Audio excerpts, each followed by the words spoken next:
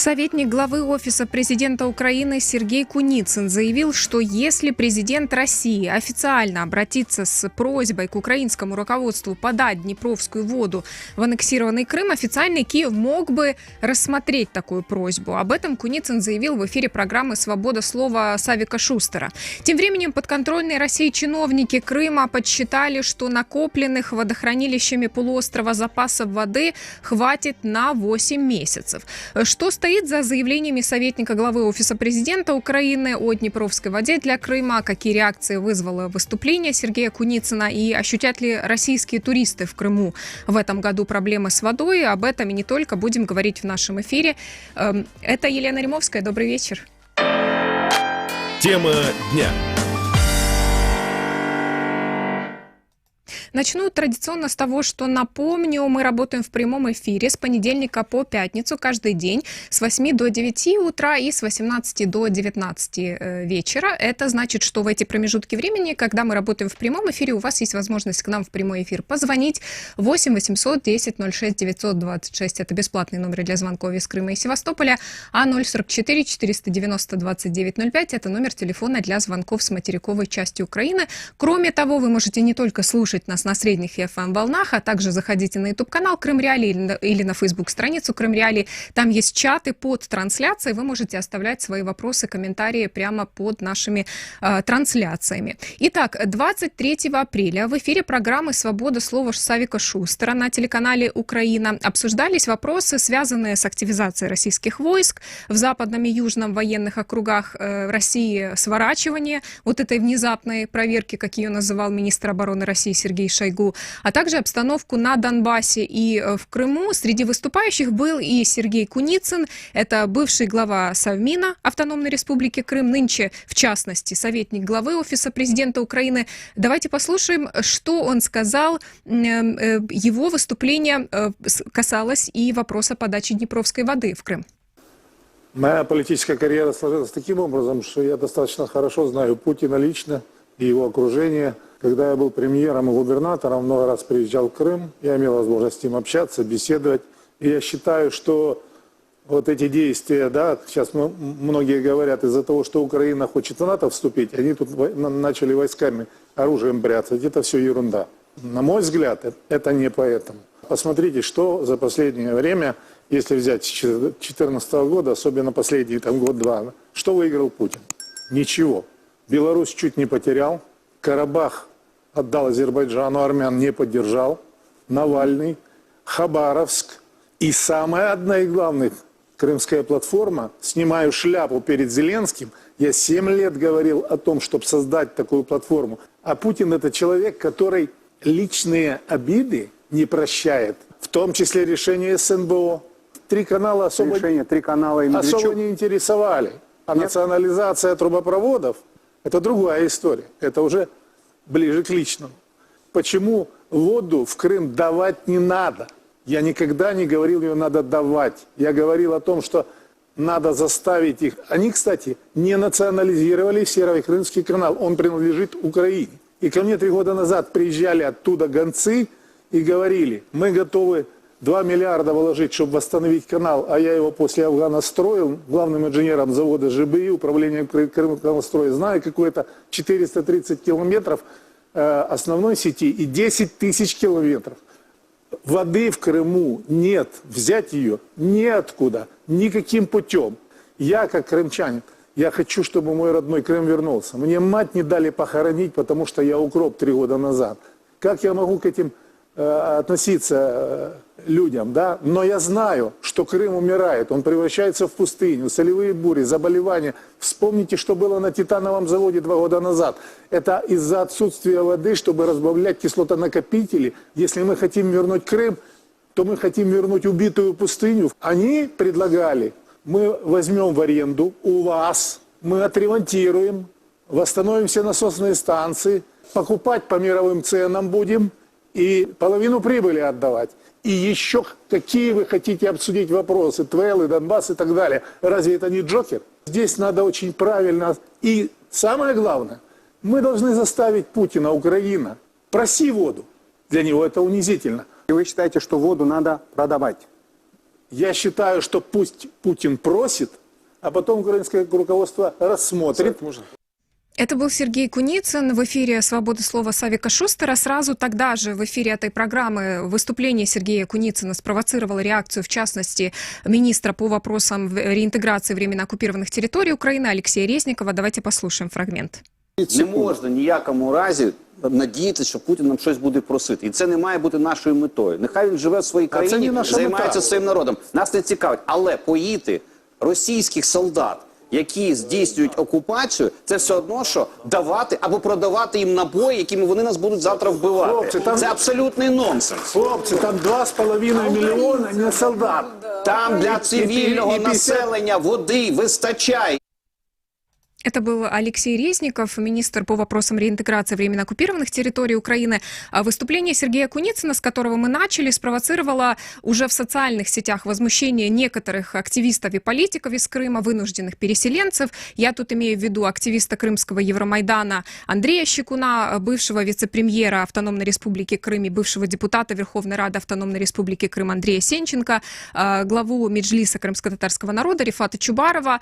Последний, в частности, напомнил о том, что согласно недавно принятой и утвержденной стратегии деоккупации и реинтеграции временно оккупированных Крыма и Севастополя, подача днепровской воды в Крым возможна только после восстановления контроля Украины над полуостровом.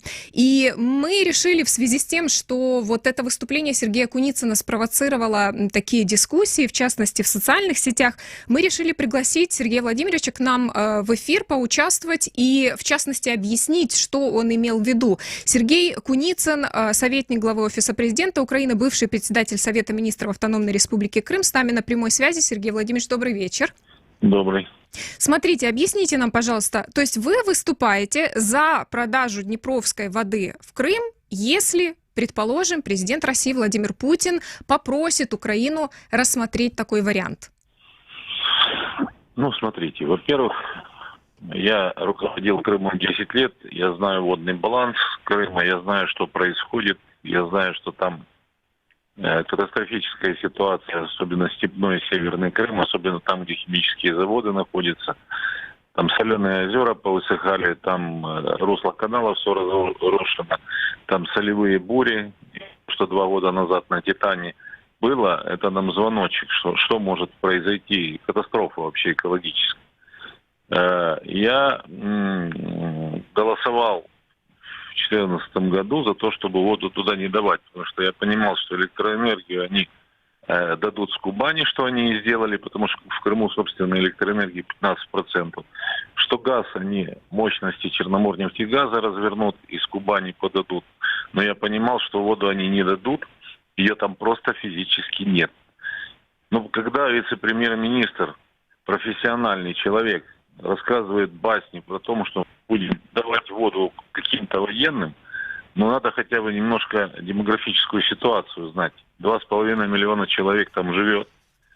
Практически все, кто жили при Украине, ну, приехала там какая-то часть. Военных было 11 тысяч российских в 2010 году. Сейчас их пускай 50 тысяч. Что такое 50 тысяч военных? Это 2% от 2,5 миллионов. Смотрите, но вы говорите о катастрофической ситуации, но кроме вас об этой катастрофической ситуации никто больше не говорит. Например, нынешнее подконтрольное России руководство Крыма, оно говорит, что Крыму не нужна днепровская вода. Почему вы говорите о том, что возникают какие-то проблемы на полуострове? Ну, слушайте, они не говорят, потому что, может быть, им сейчас сказали не говорить. Но я знаю, я общаюсь с людьми, в том числе и с руководителями, которые были, с простыми людьми.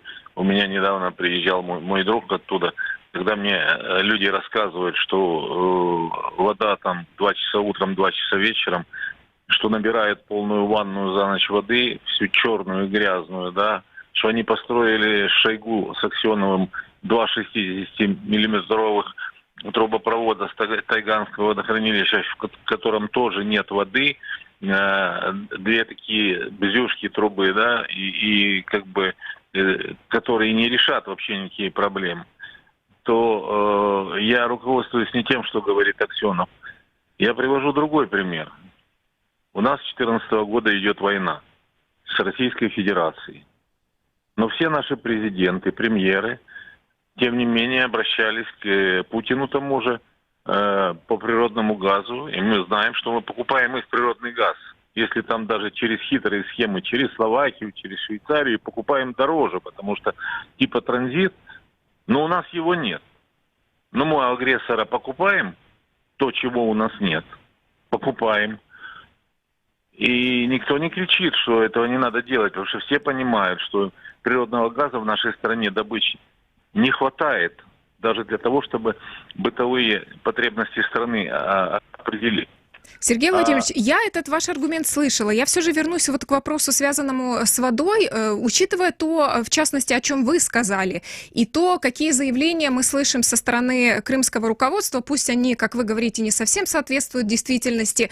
Не кажется ли вам странным, что в условиях, когда между Украиной и Россией продолжается война, когда Россия аннексировала Крым, Украина будет рассматривать вариант продажи воды в Крым, да, через российское правительство, да, и получать за это российские деньги? Я вам говорю, а с газом не так? Во-первых.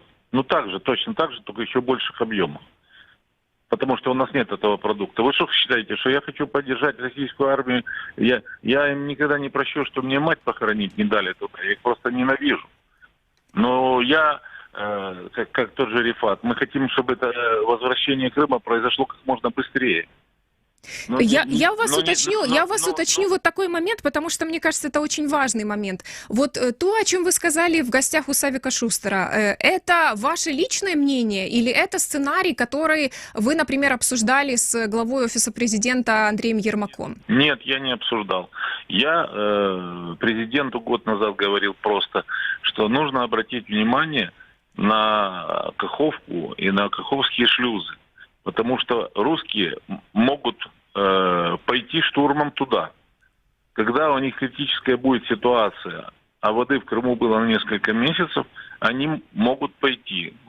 Он мне еще сказал, вы что думаете, что они всерьез могут это сделать? Я говорю, а кто думал всерьез, что они захватят Крым и полдонбасса? Потому что у них вариантов нет.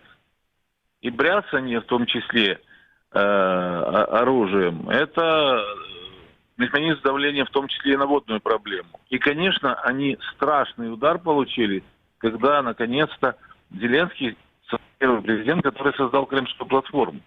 Ведь что произошло на самом деле? Они с нами о Крыме вообще и о Севастополе говорить не хотят. Для них это вопрос закрытый. Алло. Да-да, я вас слушаю, пожалуйста, закончите свое мнение. И вдруг Украина делает совершенно нестандартный ход. Она создает Крымскую платформу, которую там 60 стран мира, включая мировых монстров, там Соединенные Штаты, Турция, Германия там поддерживают. И это шикарнейший ход Зеленского, потому что он говорит о чем? Не хотите вы говорить с нами о Крыме, мы о Крыме будем говорить со всем миром. А весь мир нас поддерживает, что это наша территория. И это, я думаю, серьезно взбесило Путина. Ну и вот на фоне вот этого предложения по созданию Крымской платформы, которое вы оцениваете очень позитивно, насколько я поняла с вашего выступления, сейчас вы об этом сказали, вы говорите, что допустимо обсуждать вариант продажи воды в Крым. Ну и что? А что в этом критичного? Только я хочу еще раз, я не просто так сказал, что надо заставить Путина. Наши президенты, наши премьеры просили, даже во время войны просили природный газ, потому что у нас его нет. И мы его покупаем. А нас Россия, официальное руководство, не просит. Так вот пусть они попросят и скажут, у нас катастрофа, у нас нет воды. Они же не просят. Сейчас нечего обсуждать. А если президент России обратится и скажет, да, как бы у нас критическая ситуация, то это будет другой вопрос.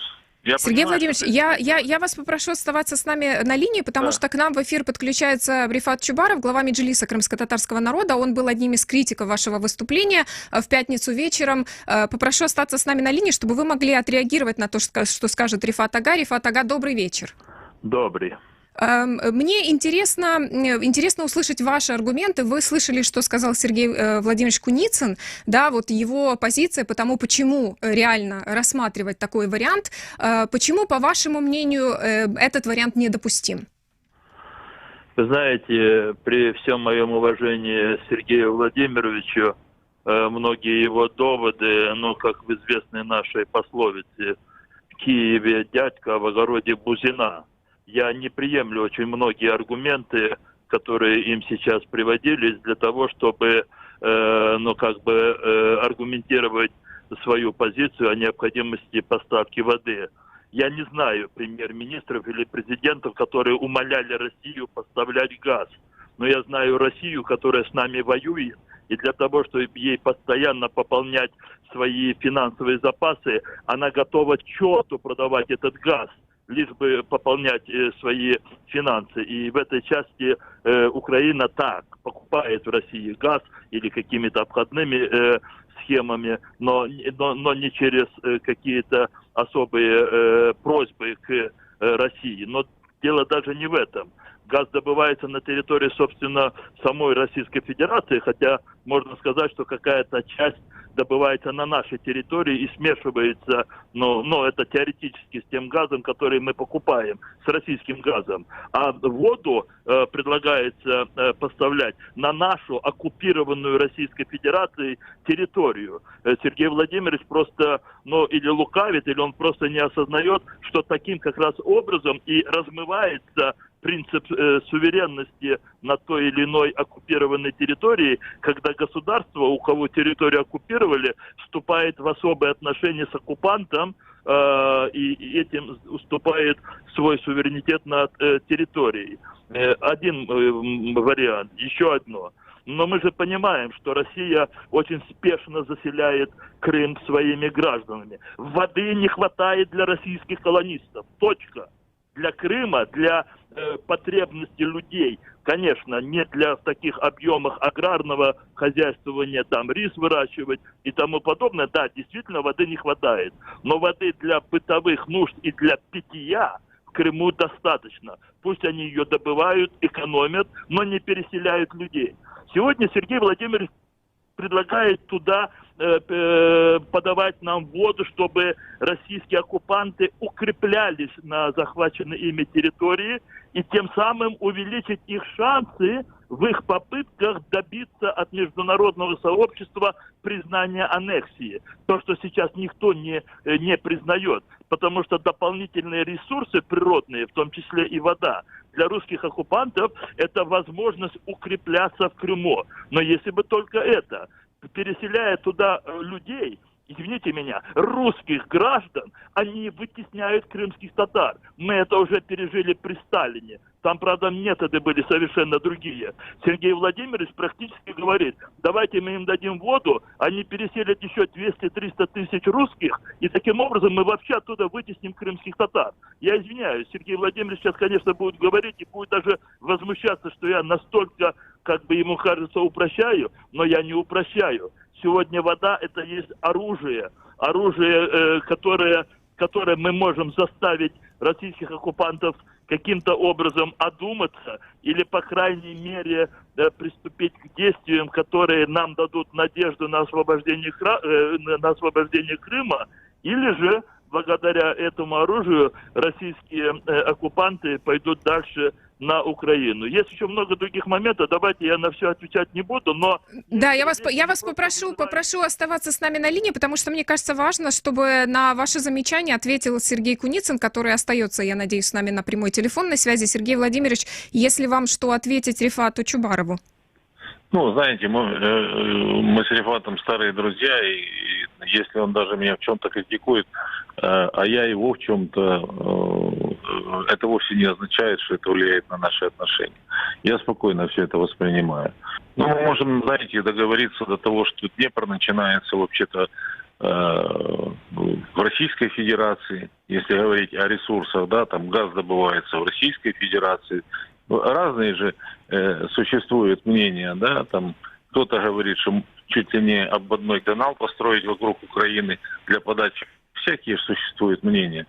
Я думаю, что Рифат, так же, как и я, объективно, потому что и крымские татары, и я, мы люди, которые Порошенко 5 лет долбили за то, чтобы программа была принята, наконец, на СНБО, и создан скажем, совет, орган, да, который будет этим заниматься. Я не совсем понимаю, почему, допустим, туда мэр Киева Кличко вошел, а я, допустим, премьер-министр, губернатор Севастополя, или там Людмила Денисова, омбудсмен, ну, коренные крымчане, которые руководили Крымом, почему нас не включили туда? Ну, мы, наверное, что-то знаем про экономику, про ситуацию. Сергей Владимирович, смотрите, в выступлении Рифата Чубарова было два важных момента, на которые очень важно, чтобы вы ответили. Первый момент. Рифат Чубаров сказал о том, что вот этот вопрос воды, это, по сути, чуть ли не единственная возможность сейчас как-то у Украины влиять на решение вопроса Крыма в том числе. Если, предположим, да, Путин, ну вот гипотетически, да, потому что сложно это представить, что Путин обратится с такой просьбой, украинское руководство рассмотрит этот вариант и начнет продавать воду в Крым, ну, не кажется ли вам, что Украина лишится этого инструмента? И, к слову, вы ведь сами говорили у Савика Шустера, что это такой джокер, который есть у Украины. Ну, так я же не говорил, что надо в тупую, вот просто они попросили, а мы в тупую дали. Джокер, потому что это один, пожалуй, единственный серьезный козырь, который позволит говорить и по самому Крыму, и по Донбассу, и по экологии, и по другим делам. Рифат ведь мудрый политик, он сам прекрасно понимает, что от того, что Путин попросит, а мы не дадим воду, мы Крым не приблизим. Не заставим мы Россию. Мы знаем, с кем мы имеем дело, чтобы они вообще с Украиной о Крыме начали говорить. Вот Крымская платформа, где страны, мировые сильные игроки, да, Россия ведь чего испугалась? Что Украина нашла нестандартный ход, привлекая самые сильные страны мира сего, все-таки эту Крым обсуждать без России, без ее участия. Захотят, пусть участвуют. Они ну, пока вообще... Россия сама не очень хочет идти на диалог, понятно, да, о Крыме.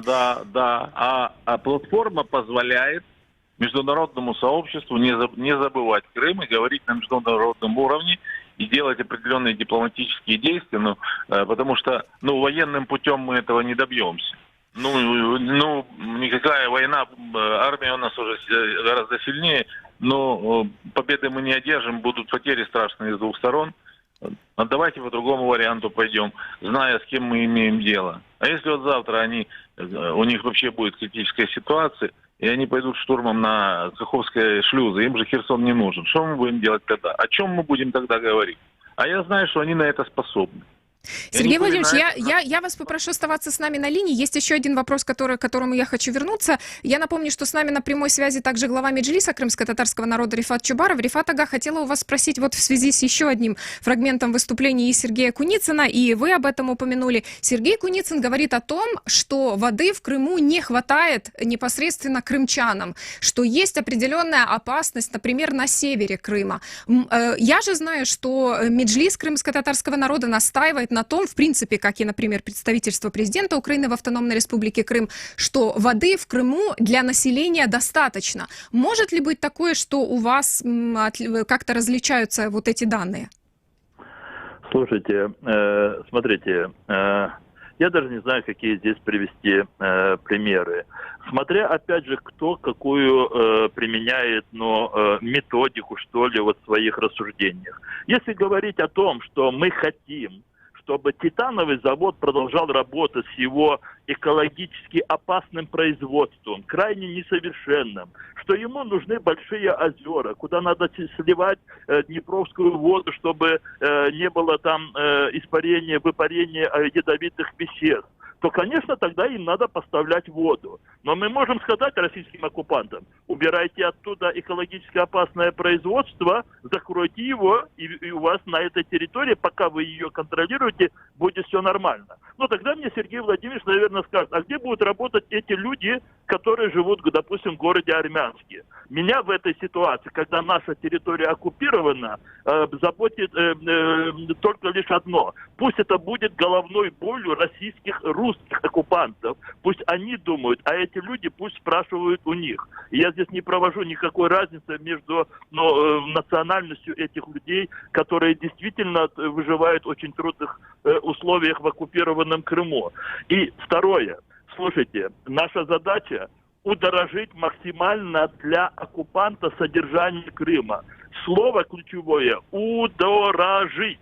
И когда, скажем, возникли проблемы с прекращением поставки электричества, только специалисты могут точно сказать, сколько миллиардов дополнительно долларов России пришлось потратить для того, чтобы более-менее беспрерывно снабжать оккупированный ею Крым электроэнергией. Пусть они вкладывают десятки, а может быть сотни миллиардов для того, чтобы решать проблему этой территории и тех людей, которые вынужденно там сейчас живут. У меня не должна болеть голова о том, чтобы помогать российским оккупантам, чтобы они дешево управляли захваченным ими моим домом. Я не должен им помогать управлять моим домом за мои деньги. Рифат Ага, услышала ваше мнение. Оставайтесь, пожалуйста, с нами на линии. Потом будет еще у нас время для одной короткой реплики. Я же возвращаюсь к Сергею Владимировичу Куницыну. Сергей Владимирович, у нас одна реплика буквально остается. Я вижу, что у нас есть комментарий под нашей YouTube-трансляцией, что дать воду в Крым в том или ином виде – это фактически согласие и принятие Украиной факта аннексии Крыма. Вот что бы вы ответили нашему слушателю? Я, во-первых, уже привел пример по газу. Чем мы берем у тех, кто убивает наших солдат, газ? Это раз. Нельзя, знаете, подходить как к кривому зеркалу. И второе. Я, в силу того, что руководил и Крымом, и Севастополем, я вам скажу некоторые цифры. Водный баланс. В Крыму 8 водохранилищ. Самое большое, Чернореченское, Севастополь. Емкость его 65 миллионов кубометров. Севастополь, Ялта и Алушта – это 3 города, которые могут как-то более или менее за счет горных речек Айпетри там, и так далее, да, обеспечить себя водой.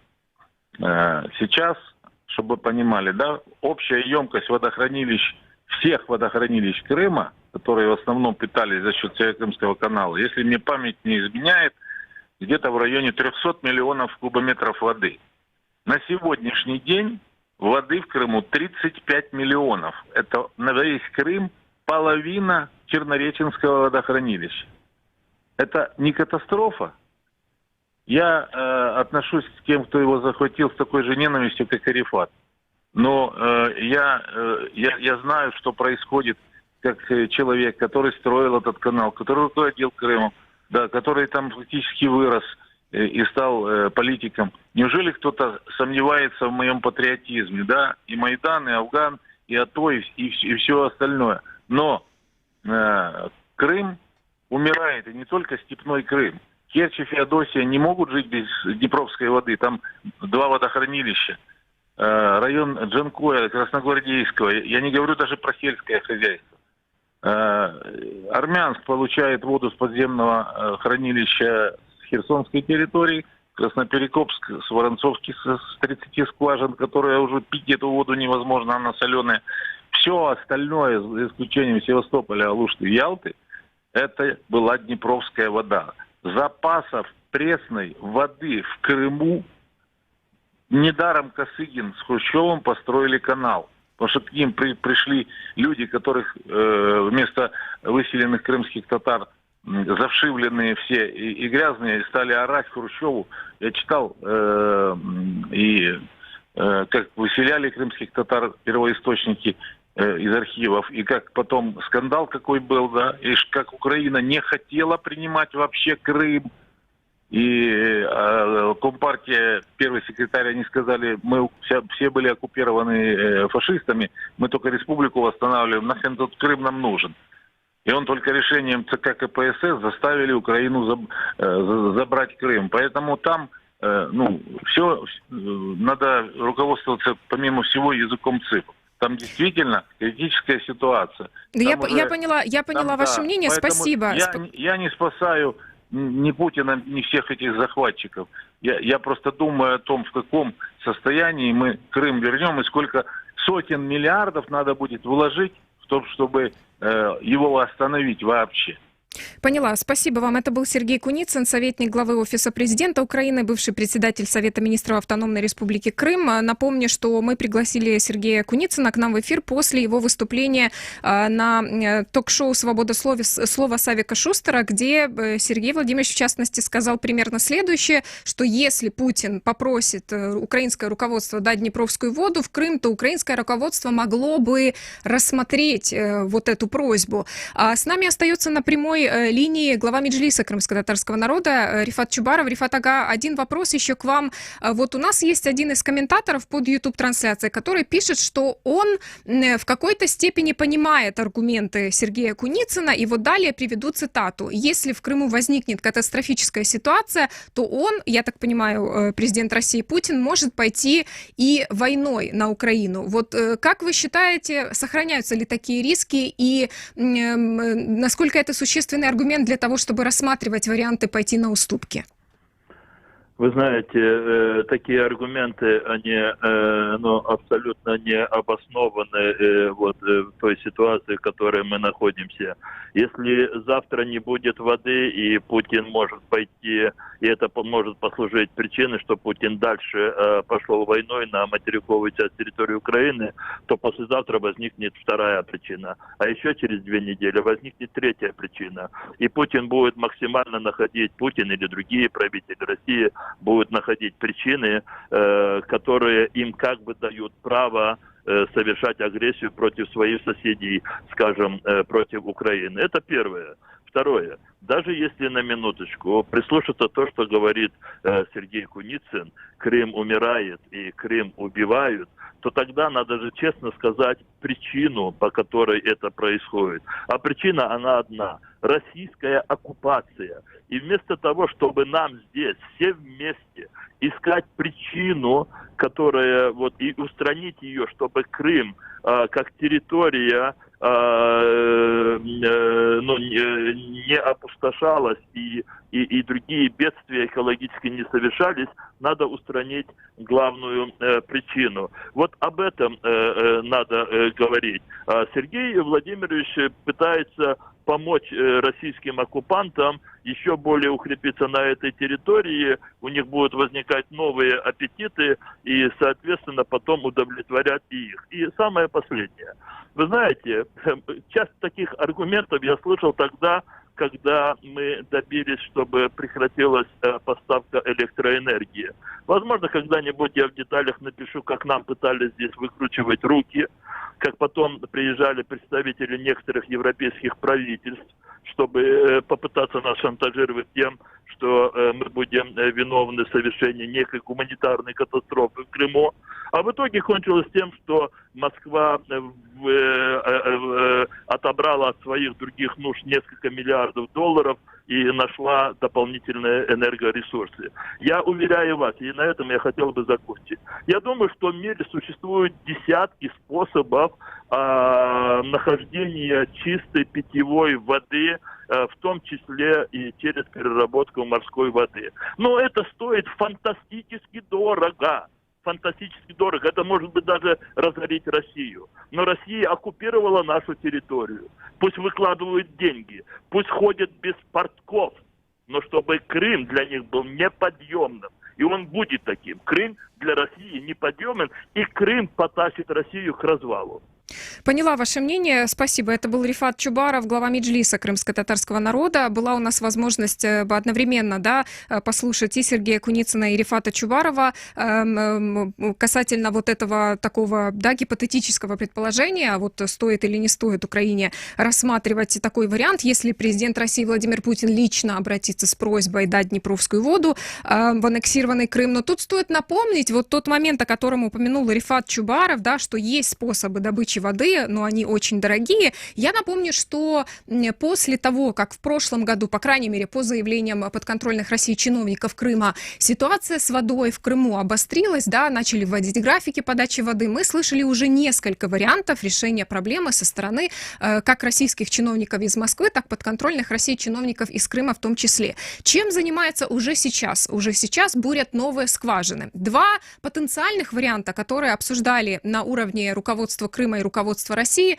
Первый вариант – это строительство опреснителей, у которого есть плюсы, есть минусы. И второй вариант – это добыча пресной воды из-под Азовского моря. И вот если говорить по последнему варианту добычи днепровской воды из-под Азовского моря, то непосредственно президент России Владимир Путин после нескольких месяцев обсуждения вот этой темы, что президент России Владимир Путин в своем выступлении, когда он говорил о добыче пресной воды из-под Азовского моря, он честно сказал, что строительство опреснителей – это очень дорого. Поэтому еще один вариант, который рассматривают, это добыча пресной воды из-под Азовского моря. Российское руководство не отрицает, что ему водная проблема обходится дорого. Хотя подконтрольное России руководство Крыма говорит о том, что якобы днепровская вода Крыму не нужна. Мне подсказывают, что у нас есть слушатель. Добрый вечер. Кто вы? Откуда? Пожалуйста, ваш вопрос или реплика. Алло, здрасте, меня зовут Никита, я из Москвы. Вот я сейчас слушал собеседников, и один хочет отправить воду, другой не хочет направить воду в Крым. Я бы сделал так. Украина, чтобы выглядеть демократически и гуманистически, она может посмеяться. С одной стороны, предложить, например, 1 литр питьевой воды за $1 России отправлять в Крым, и на этом, думаю, все закончится. Все вопросы с всех сторон. Вы имеете в виду, если будет задана какая-то высокая цена? Да, вот, например, Украина просто будет выглядеть одновременно и гуманистической такой стороной, когда она будет предлагать, но она заявит цену, допустим, $1 за 1 литр воды, чистой питьевой воды, и все. И вопрос завершен на этом. Поняла ваше мнение, услышала. Спасибо. Это был слушатель из Москвы. А к нам в эфир присоединяется украинский политолог Петр Олещук. Петр, добрый вечер. Добрый вечер. Прежде всего, давайте, возможно, у вас есть что ответить нашему слушателю. Как вы считаете, вот стоит ли Украине попытаться проявить свою, как сказал наш слушатель, гуманность и все-таки озвучить какие-то варианты, возможно, и не совсем реалистичные? Вы понимаете, в чем проблема? Проблема в том, что на самом деле официальная позиция России по этому вопросу, она чрезвычайно запутанная. И она запутанная, понимаете, настолько сложными хитросплетениями пропаганды, что, мне кажется, они сами давно в этом всем запутались. Потому что вы сами, кстати, отметили это, что с одной стороны продвигается идея о необходимости решать проблему с водой, какие-то выдвигаются проекты, часть из них совершенно фантастическая, и в то же время вот эта самая администрация, установленная Россией в Крыму, она постоянно утверждает, никаких проблем нет, у нас все хорошо, нам никакая вода не нужна, нам днепровская вода не нужна, нам ничего не нужно, у нас все хорошо. Вот, то есть, с одной стороны, они постоянно продвигают идеи о том, что якобы там Украина осуществляет какое-то там преступление путем отказа от подачи днепровской воды, а с другой стороны утверждают, что нам вода не нужна, у нас все прекрасно, у нас воды навалом, мы все себя полностью можем обеспечить. И понимаете, на самом деле, вот все наши обсуждения, они исходят из того, что мы принимаем как некую мысль, которая существует априори, что вот российская сторона, она действительно будет эти все вопросы обсуждать. Но на самом деле сама Россия, она никогда конкретно на это не указывала. То есть официальная позиция России: нам вода не нужна, у нас все отлично. Понимаете? И в этой ситуации это все может быть довольно-таки, знаете, двусмысленно и просто использоваться со стороны России просто с целью втянуть Украину в какие-то беспредметные переговоры, а потом попытаться представить эти переговоры в качестве вот какого-то доказательства якобы признания аннексии Крыма. Вот, к слову, мне кажется важным упомянуть, потому что наш слушатель вот сказал, да, что Украина может продемонстрировать гуманизм какой-то. Я здесь уже не буду комментировать, да, в частности, то, о чем нам говорил Рифат Чубаров, который просто напоминает, что произошло с Крымом в 2014 году, да, и что все причины крымских бед на протяжении этих 7 лет, в частности, проблемы с дефицитом с водой, они напрямую связаны с тем, что произошло с Крымом в 2014 году. Но, возвращаясь к позиции украинского руководства, можно напомнить о том, что в Министерстве по вопросам реинтеграции временно оккупированных территорий говорили, что в случае гуманитарной катастрофы Украина готова рассмотреть варианты, как передать пресную воду в Крым, не используя Северокрымский канал. И когда мы расспрашивали подробнее об этом у представителей ведомства, они сказали нам, что вот этот факт, есть или нет гуманитарной катастрофы в Крыму, это должна установить независимая международная миссия, например, миссия Организации Объединенных Наций, которая, по крайней мере, по состоянию на сейчас в Крыму не работает в силу позиции России по этому вопросу. Я напомню, что с нами на прямой связи Петр Олещук, украинский политолог. Петр, у меня к вам вопрос еще вот по поводу чего. Вот сейчас очень активно подконтрольные России чиновники Крыма, руководство Крыма говорит о том, что вот мы подсчитываем ущерб от причиненный Украиной перекрытием Северокрымского канала и якобы планируют даже обращаться в какие-то суды. Как вы оцениваете перспективы такого иска, да, такой работы, на что она направлена и может ли вот этот иск принести какие-то результаты крымскому нынешнему руководству? Ну, понимаете, сама постановка, она, конечно, загадочна по одной простой причине, что я не знаю, честно говоря, какие любые нормативно-правовые акты требуют от кого-то что-то кому-то продавать. Поскольку, все-таки речь идет именно о поставках вполне определенных вещей, которые требуют поддержания инфраструктуры в соответствующем порядке, и целый ряд других обстоятельств. Честно говоря, я вообще в это все не очень верю, но, понимаете, я думаю, что на самом деле это так же, как и многие предыдущие моменты, это все исключительно с пропагандистской целью. То есть для того, чтобы поддерживать, с одной стороны, среди россиян мнение о том, что мы все-таки правы, и мы вот добьемся подтверждения нашей правоты в каких-то международных инстанциях, это во-первых. А во-вторых, продолжать генерировать образ врага со стороны Украины. Да, что вот Украина какие-то злодейства не только замышляет против России, но и регулярно их осуществляет. Вот я думаю, что тут цели сугубо пропагандистские, как и очень много всего, что происходило ранее. Опять-таки, история же эта вся началась, мягко говоря, не вчера. Почему именно сейчас? Именно сейчас, период очередного обострения, очередных попыток со стороны России поиграть мускулами и давить на мировое сообщество, вот они опять об этой теме вспомнили. Но видите, Сергей Куницын, он нам сказал, если я правильно его поняла, в частности о том, что нужно учитывать тот момент, что Россия может напасть на Украину для того, чтобы получить воду. Понимаете, я на самом деле думаю, что вот этот тезис о том, что Россия может напасть на Украину для того, чтобы получить воду, он в корне неправильный. Потому что, Россия, она напала на Украину в Крыму, и теперь для того, чтобы подтверждать это нападение, удерживать результаты того, что она оккупировала, им якобы нужно двигаться дальше. Да, то есть, я так понимаю, что если бы, например, они осуществили свои планы и получили воду, значит, нужно двигаться дальше по Днепру, чтобы гарантировать, что никто в Днепр ничего не сбросит и опять-таки обеспечить поставки воды. А дальше нужно двигаться дальше, там дойти, например, чтобы уже гарантированно обеспечить поставки воды в Крым, дойти там до Берлина и тому подобное. Это абсурдная формулировка. Россия, 30 секунд буквально. Она действует как оккупант не потому, что ей что-то там конкретно нужно, что-то поддерживать. Она просто осуществляет свое движение, реализацию своих вот этих имперских авантюр. И, естественно, она пытается как-то рационализировать это все, ввести в какие-то более-менее рациональные рамки. Не будут же они говорить, что вот мы хотим напасть на Украину просто потому, что мы хотим напасть.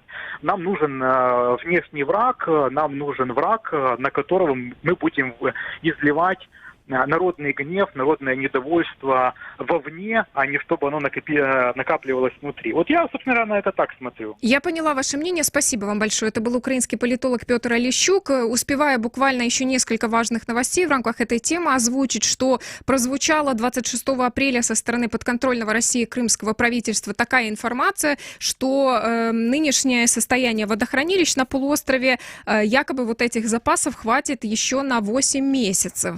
И еще одна новость. В Министерстве аграрной политики и продовольствия Украины сообщили 26 апреля, что Северокрымский канал переходит в подчинение Минагрополитики Украины, призывают эту тему не политизировать и объясняют это тем, что на данном этапе Северокрымский канал работает главным образом на орошение и обеспечение водой аграриев Херсонщины. Ну и о чем еще сказал министр агрополитики Украины Роман Лещенко, он сказал, что касается Крыма, отмечу, что восстановление водоснабжения в Крым до деоккупации не будет, и подобных переговоров с представителями Российской Федерации не велось ни со стороны Минагрополитики, ни со стороны Министерства охраны окружающей природной среды Украины. Напомню, позиция Украины – вода в Крым только после деоккупации. Мы и дальше будем следить за этой ситуацией. Я с вами прощаюсь. До свидания.